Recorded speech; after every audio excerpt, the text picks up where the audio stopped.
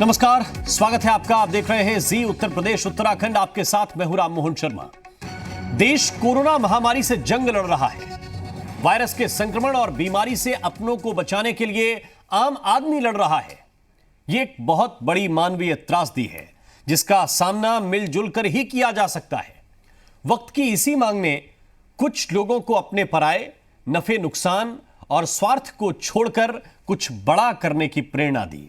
हमारे आपके आसपास ऐसे तमाम लोग हैं, कई लोग हैं जो इंसानियत का फर्ज निभा रहे हैं। बिना किसी लालच के दूसरों की जान बचाने में अपना सब कुछ लगा रहे हैं। वो लगे हुए हैं। मुश्किलों के हर दौर में ऐसे लोगों ने मिसाल कायम की है। जी मीडिया ने हमेशा ऐसे लोगों के जोश, जुनून और जज्बे को सलाम किया है ताकि उनकी कहानी दुनिया के सामने आ सके, उनके जैसे तमाम लोगों को और बेहतर करने की प्रेरणा मिल सके। और अपनी इसी परंपरा और विश्वास को कायम रखते हुए आज हम पूरा दिन समाज के ऐसे ही रियल हीरोज की कहानी आपके सामने लेकर आ रहे हैं। जी मीडिया की ये पहल है जिसे हमने नाम दिया है द रियल हीरोज।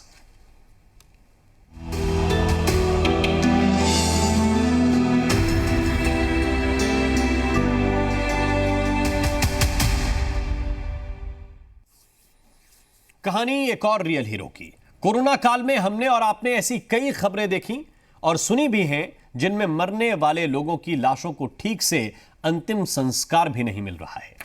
कहीं एक ही चिता पर 2-3 लाशों को जला दिया गया, तो कहीं चिता के लिए लकड़ियां कम पड़ गईं। लेकिन हर जगह ऐसा हो यह जरूरी नहीं है। अयोध्या के महापौर ऋषिकेश उपाध्याय उन लोगों में से एक हैं जिन्होंने लाशों के अंतिम संस्कार का बीड़ा उठाया। जिन लाशों का अंतिम संस्कार तो छोड़िए, कोई उनकी लाशों को हाथ लगाने के लिए तैयार नहीं होता। ऐसे समय में अयोध्या के महापौर ऋषिकेश उपाध्याय ने आगे बढ़कर सम्मान के साथ उन लाशों का अंतिम संस्कार करवाया।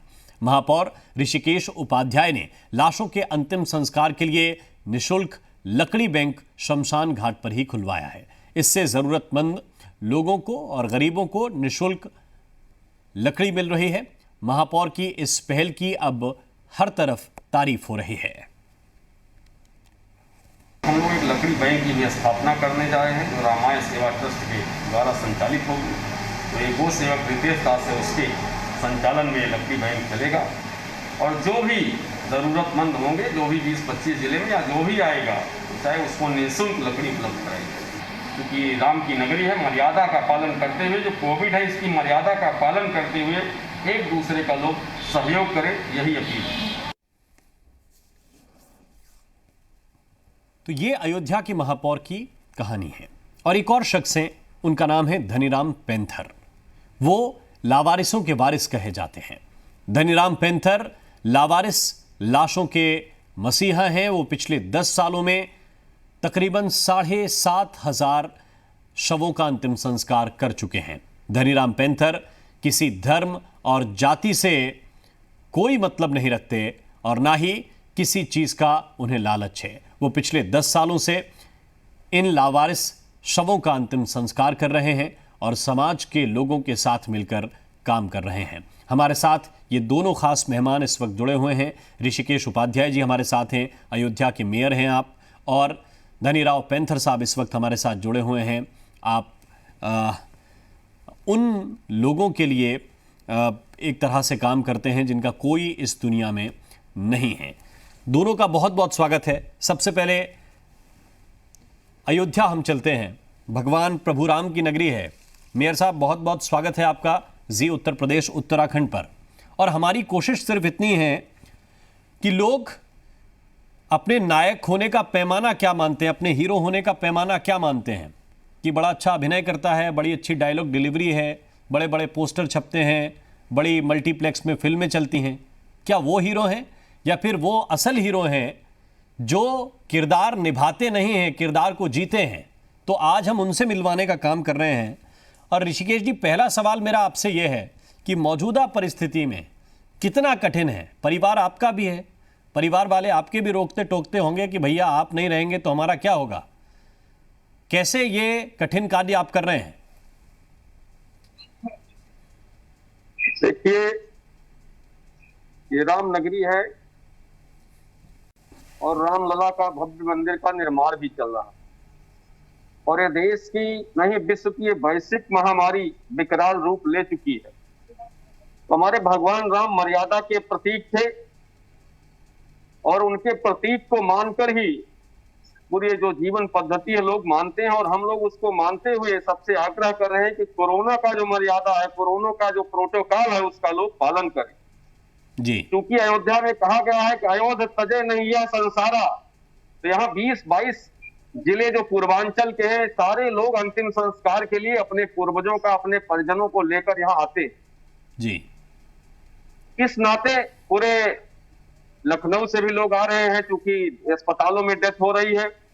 तो अयोध्या में एक बहुत भारी भीड़ हो गई, इसलिए क्योंकि आज 18 पुराण और 4 वेद का जो निष्कर्ष है वो सेवा ही धर्म और परहित सरिस धर्म नहीं भाई, ये रामचरितमानस की चौपाई है। इसको हम लोग अब इससे प्रेरणा लेकर जो भी परिजन आ रहे हैं, जो भी हम सबसे बन रहा है, सामाजिक सहयोग से, स्वयं से हमने एक रामायण सेवा ट्रस्ट की स्थापना की है और लकड़ी बैंक की स्थापना पूजनीय संतों के द्वारा श्री राजकुमार दास जी महाराज राम वल्लभ कुंज के अधिकारी हैं, उनके सहयोग से लकड़ी बैंक खोलते ही अग्रवाल महासभा भी आगे आया और 125 कुंटल लकड़ी तुरंत उन्होंने दिया।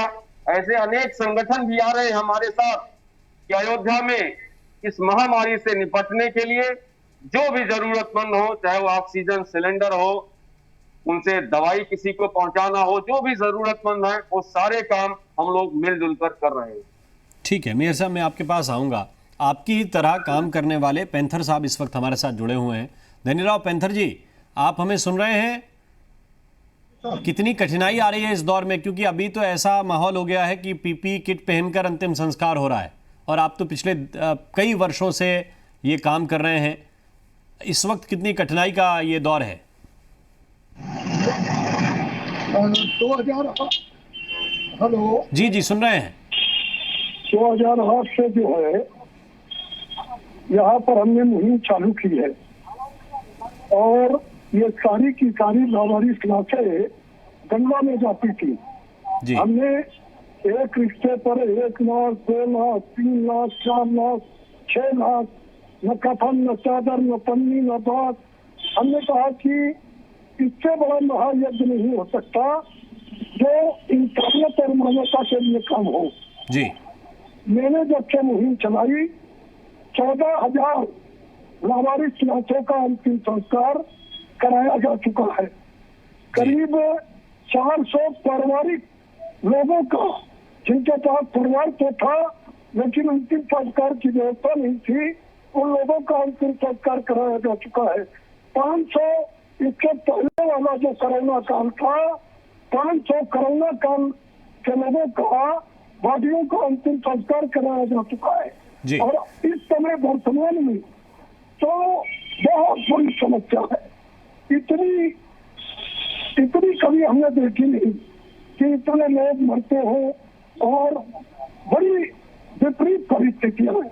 लेकिन उसके बाद भी हमारे यहाँ पर 60 से 70 लोग डेली लकड़ी से जलाए जा रहे हैं, जिसमें प्रशासन का बहुत बड़ा योगदान है। लकड़ी की व्यवस्था और तमाम चीजों की व्यवस्था उन्होंने कर रखी है।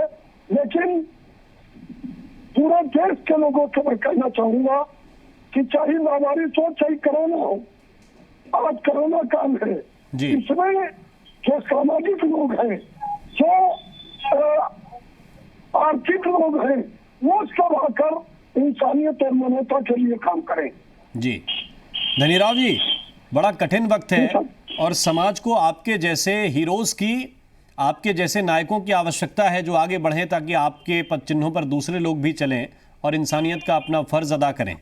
आप अपनी सुरक्षा का ध्यान रख रहे हैं क्योंकि कई ऐसे शव आ रहे हैं जो संक्रमित हैं और डॉक्टर्स भी बड़ा एहतियात के साथ उनका अंतिम संस्कार करवाते हैं। जितनी भी इस समय तो जो भी बाधियां आ रही हैं वो कोरोना की ही आ रही है जी। कोरोना की सारी बाधियों का अंतिम संस्कार पीपी किट करा पहन कर और सारे सिस्टम के साथ उनका अंतिम संस्कार कराया जा रहा है। जी ठीक है। अब ये ऋषिकेश जी, मैं आपके पास इस सवाल के साथ आना चाहता हूं कि परिस्थितियां वाकई बहुत विपरीत हैं।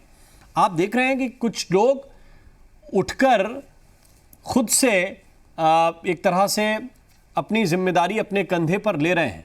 आपकी जिम्मेदारियां कई तरह की हैं शहर के मेयर होने के नाते, शहर का सैनिटाइजेशन कराना, शहर में अन्य व्यवस्थाएं बनाना, ऐसे वक्त में जबकि अब ये कहा गया है कि आज रात से लेकर और सोमवार की रात तक लॉकडाउन रहेगा, मंगलवार सुबह खुलेगा, तो ऐसी व्यवस्था में पानी की कोई कमी ना हो, दूसरी चीज़ों की, ये सारी जिम्मेदारियां आपके कंधों पर हैं। फिर इसके साथ साथ आपको घर से निकलना पड़ता है, शमशान घाट की व्यवस्थाएं देखनी पड़ती हैं, हर जगह जहां जहां व्यवस्था बनाने का काम है व्यवस्थापक आप हैं, तो कैसे ये सारी जिम्मेदारियां निभा रहे हैं? ये सब हमारे परिवार का भी सहयोग है, हमारे मित्रों का भी सहयोग है। हम लोग उसका कोरोना प्रोटोकॉल का जो पालन करते हुए सभी जगह पर मैं प्रयास करता हूं कि जिसकी भी जितनी सेवा हो सके, जितनी जरूरत हो, उसको हम लोग पहुंचा सकें। इसके साथ साथ जो 4 दिन का आज से जो प्रारंभ होगा, इसमें हम लोगों ने एक रूपरेखा बनाई है बृहद महाअभियान के साथ। सभी सार्वजनिक स्थलों पर सैनिटाइजेशन कराया जाएगा। वार्डों में हमारी निगरानी समितियां हैं जो काम कर रही हैं, और जहां पर भी कोविड के केस आते हैं हमने इमरजेंसी गैंग सैनिटाइजेशन की तैयार की है कि वहां के फोन पर तत्काल हम सैनिटाइजेशन टीम वहां से जैसे ही कोरोना पेशेंट मिलता वहां पहुंच के उस घर का सैनिटाइजेशन करवाते। ये आज से जो शाम का लॉकडाउन है, सोमवार तक एक बहुत अब महाअभियान चलाकर कुछ टैंकर हमने और लिए हैं जो हमारे पास हैं, जलकर विभाग से हैं, फायर सर्विस से, एक महाअभियान चलाकर पूरे 4 दिनों का सैनिटाइजेशन अभियान चलाया जाएगा। बिल्कुल, लेकिन इसके में कुछ सहयोग मिल रहा है आपको, शहर वासियों का, शहर के कुछ जिम्मेदार लोगों का सहयोग आपको प्राप्त हो रहा है? नहीं, बिल्कुल, हमारे शहरवासी जो हमारे पूज्य संत हैं सबका सहयोग मिल रहा है।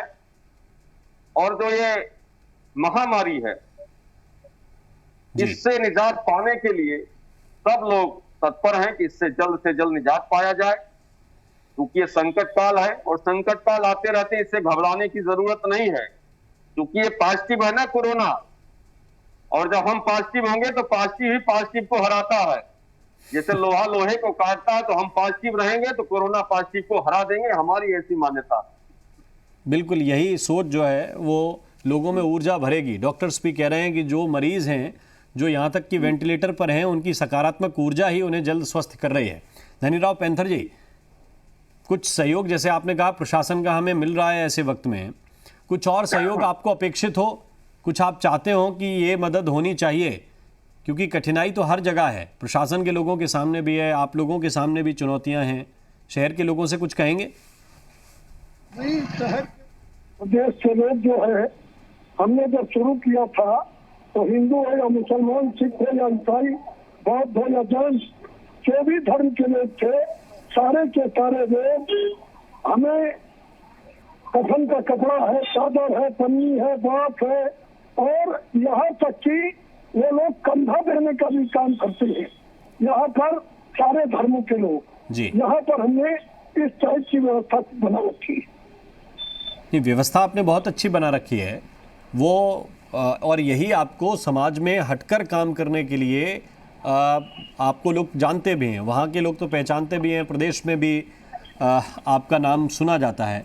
मैं सिर्फ इतना जानना चाहता हूँ आपसे कि इस वक्त आपके शहर की जो परिस्थितियाँ हैं उसमें कुछ और सहयोग आप चाहते हैं शासन से, प्रशासन से, सरकार से? नहीं, हाँ, सरकार से ये चाहते हैं कि जितने भी बच्चे हमारे काम कर रहे हैं जी, करीब 40-50 बच्चे काम कर रहे हैं, तो उनकी सिक्योरिटी हो जाए जी, और जो पीपी किट है, जो संसाधन होते हैं, अगर वो मिल जाए तो ज्यादा इजी में काम हो सकता है जी। हमारी नहीं, बच्चों की सुरक्षा की जिम्मेदारी सरकार ने है। जी ठीक है, ये जाहिर बात है कि सरकार तक बात जाएगी और वो इस पर संज्ञान लेंगे। ऋषिकेश उपाध्याय जी, हम ये भी देख रहे हैं कि राजनीति भी हो रही है और अलग अलग तरह का ब्लेम गेम है कि सरकार की जिम्मेदारी थी, कोई कह रहा केंद्र की जिम्मेदारी थी, जहां कांग्रेस की सरकारें हैं वहाँ अलग तरह की बयानबाजी है, दूसरे दलों की सरकारें हैं वो अलग तरह से उसको रिएक्ट कर रहे हैं। ये ब्लेम गेम ऐसे में आवश्यक है या फिर आवश्यकता इस बात की है कि मिलकर खड़े हों? जो आपके शहर की स्थिति है, मैं वहाँ से एक अनुमान चाहता हूँ कि सबका सहयोग मिल रहा है। देखिए, ये कटुता और राजनीति का विषय नहीं है। ये आपातकाल में जो है सबको मिलकर काम करना चाहिए। हमारे यहाँ ऐसी बात नहीं है, सब लोग मिलकर काम कर रहे हैं और जो जिस लायक है उस तरीके से खड़ा है। ये राजनीति का समय नहीं है, क्योंकि ये महामारी है, ये ग्रह चक्र हैं, आते रहते हैं। भगवान राम पर भी आया, हम भगवान राम हम लोगों के प्रेरणा है। तो राष्ट्र पुरुष है भगवान राम, और उन्होंने सबको गले लगाया था, चाहे सबरी हो चाहे निषाद राज हो। इस नाते से हम लोग उनको प्रेरणा मानते हुए समाज के हर वर्गों का, जैसे कहा भी गया है कि जाति पात पूछे नहीं कोई, हरि को भजे सो हरि का होई। इसलिए समान रूप से हम लोग जो भी पीड़ित हैं, जहां से भी आ रहे हैं, उन सब की मदद में लगे हुए हैं। बिल्कुल, यही आवश्यक है धनीराव पैंथर साहब, सबकी मदद आवश्यक है। लेकिन मैं आपकी कहानी थोड़ा शुरू से सुनना चाहता हूँ। ये शुरुआत कैसे हुई? क्या प्रेरणा आपके अंदर थी? क्या आपको ऐसा लगा कि ये काम करना चाहिए और इसी काम से मन को सुकून मिलेगा? देखिए, जब से एक सेकंड मेयर साहब, पैंथर साहब से ये प्रश्न पूछ लूं, मैं फिर आपके पास आता हूँ। धनीराम जी बोलिए। जब मैं 89 में सभासद था जी, और एक रिक्शे में 1 लाख, 2 लाख, 3 लाख, 4 लाख, 5 लाख, 6 लाख, न कफन, न चादर, न पन्नी, न दास, उसको पुराने गंगा पुल, हमारे कानपुर में पुराना गंगा पुल है, उससे वहां पे उसको डाल दिया जाता था। तो मानवता तार होती थी। इसलिए मैंने सारे लोगों को बुलाकर हमने ये तय किया, चाहे हिंदू हो या मुसलमान, सिख हो या ईसाई, बौद्ध हो या जैन, जो जिस धर्म का होगा उसके धर्मानुसार उसका अंतिम संस्कार कराने का काम चालू किया जाएगा।